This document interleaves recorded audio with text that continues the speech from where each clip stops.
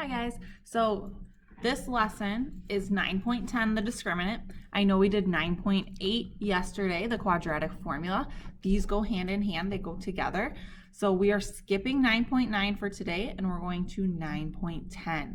You should have picked up a note sheet on the front table on your way in. So make sure you have that in front of you. Have a calculator, something to write with, and follow along with the notes as I'm going through them. So the discriminant, it is part of the quadratic formula. The discriminant tells us the number of solutions we're going to have.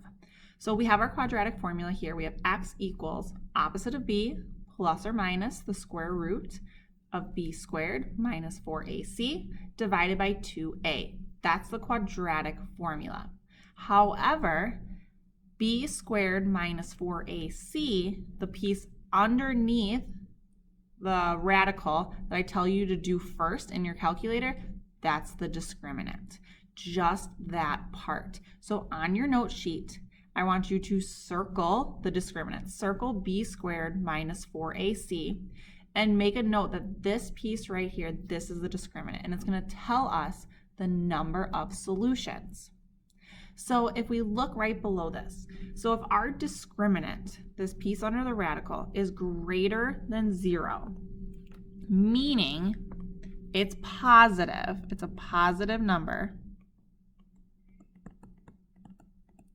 that means we have two solutions. We have two real solutions, two roots. So I'll make a note here that this is also solutions. Two answers. If b squared minus 4ac, our discriminant, is 0, we have one solution, one root.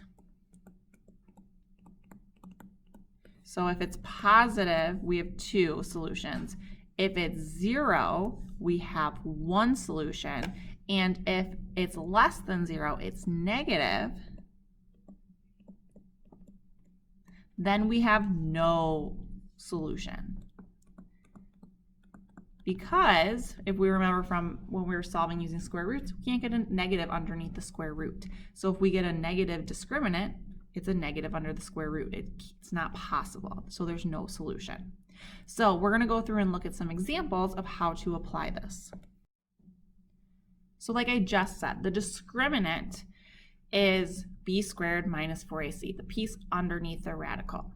And it helps us determine the number of solutions. But one big thing we need to make sure we pay attention to is, just like with the quadratic formula, we need to make sure that our equation is set equal to 0 before we go ahead and plug anything in. So let's look at an example. So we have 4x squared minus 6x equals 0. So what we want to do is we want to find the discriminant and tell us the number of solutions. This is what you're going to have to do later. So if I look at number 1, to find the discriminant, I need to know what A, B, and C are. So let's make a note of what those are. So A is 4.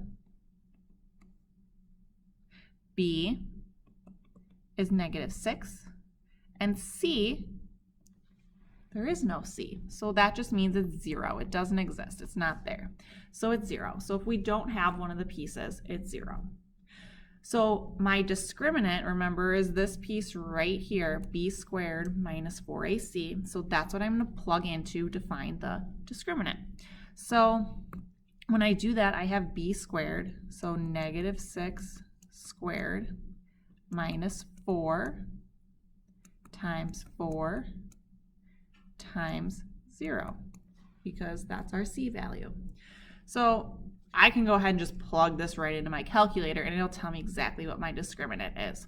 So I have 36 minus 0, so my discriminant is 36. You should have a line to put this on. So that's my discriminant. So what does this tell me? Well, if I can remember from before, if it's positive, it tells me I have two solutions. So how many solutions? I have two solutions. So these would be the two things I'm looking for from this problem. So let's go ahead and do the same thing for number 2. So I'm going to identify A, B, and C. So it's set equal to 0, so I can do that right from the start. So I have A equals, B equals, C equals. So A is going to be negative 9 in front of x squared. B is going to be negative 2 in front of x. And C is going to be negative 7. So I'm going to plug this into my discriminant formula. So B squared minus 4AC. Make sure we use those parentheses, especially when we're plugging it into our calculator. So if I go ahead and I take this and I plug it into my calculator, I get 4, because that's what 2 squared is going to be. So I'm going to take that minus 4 times negative 9 times negative 7. When I plug that into my calculator, I should get an answer of negative 248. So this is my discriminant.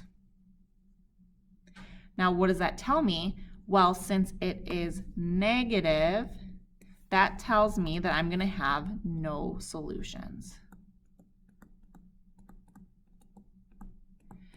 So I have no solutions. So if it says number of solutions, there's 0 solutions, no solutions, anything like that would be acceptable. All right, let's go ahead and do some more practice. So just a little bit more practice with this. So find the discriminant and determine the number of solutions.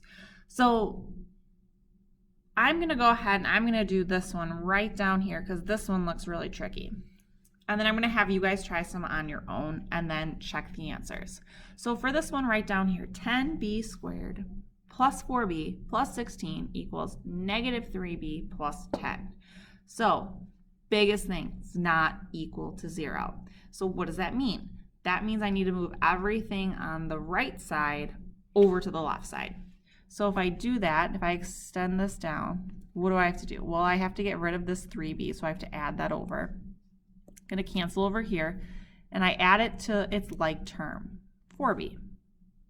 Well, I have this plus 10, so if I have minus 10, that cancels, and I subtract that from its like term, just the number, the constant. All right, so if I add it all up, I get 10b squared. 4 plus 3 is going to be 7b. 16 minus 10 is going to give me 6. And that's all equal to 0, what I want it to be equal to. So my goal is to find the discriminant, determine the number of solutions. So I have A, I have B, and I have C. So if I go ahead and I plug that into my discriminant, b squared minus 4ac, I have 7 squared minus 4 times a times c.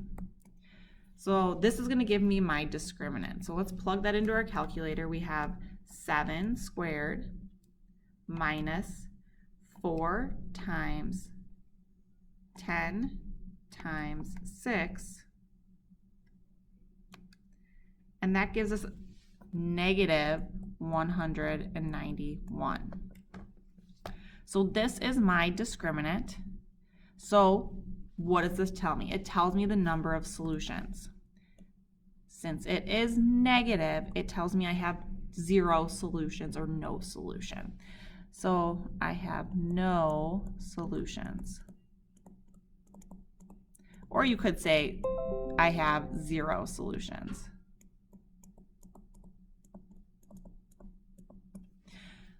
All right, so there are 3 more problems you have left on your note sheet. I have them right here. So what I'd like you to do is I'd like you to try all 3 of them. And while you do that, pause the video, try them all out, and then hit play, and I'll have the answers up here for you to check. All right, so hopefully you work these problems on your own. What I'd like you to do is I'd like you to check each answer. If you got them right, awesome. If not, make sure you go through and correct what you got wrong so you have the correct answers in your notes. So for the first one, it was set equal to 0, so we just plugged in our values. You got 9 for the discriminant, which means we have 2 solutions because it's positive. For the next one, we had to add over 10. It doesn't combine with anything, so it just is plus 10. Plug it into our discriminant, and we get negative 271.